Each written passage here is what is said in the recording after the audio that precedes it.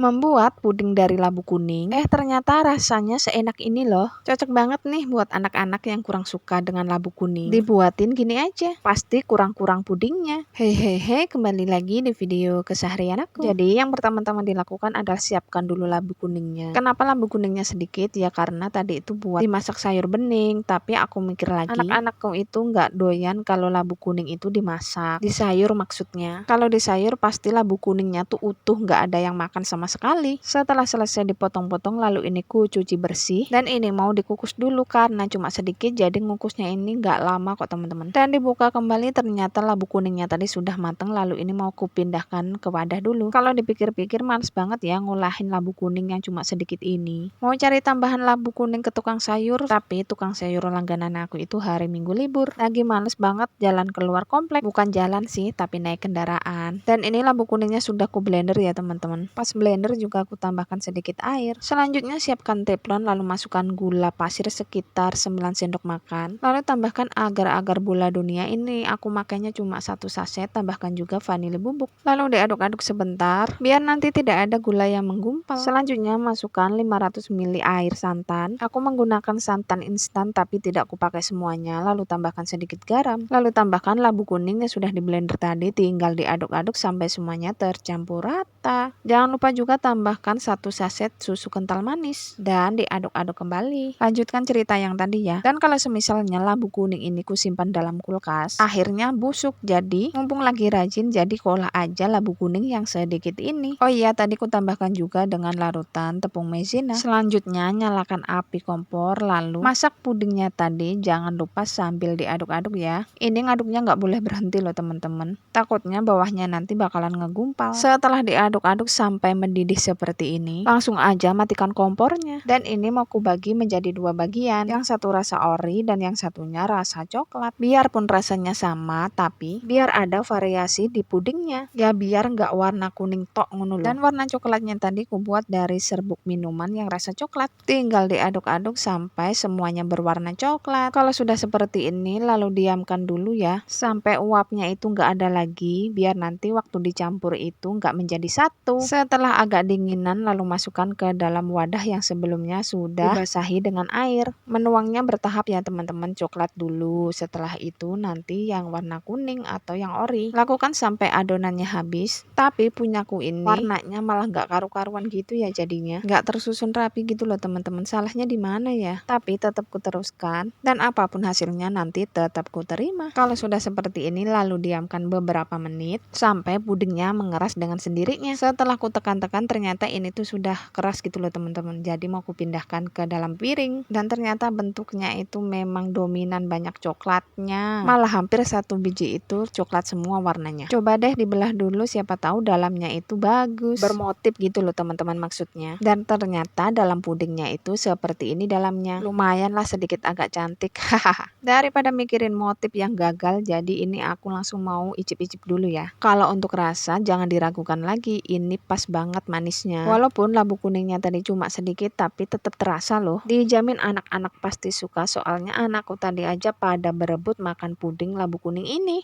Soalnya rasanya itu lembut, manis, dan juga enak banget, wajib coba deh.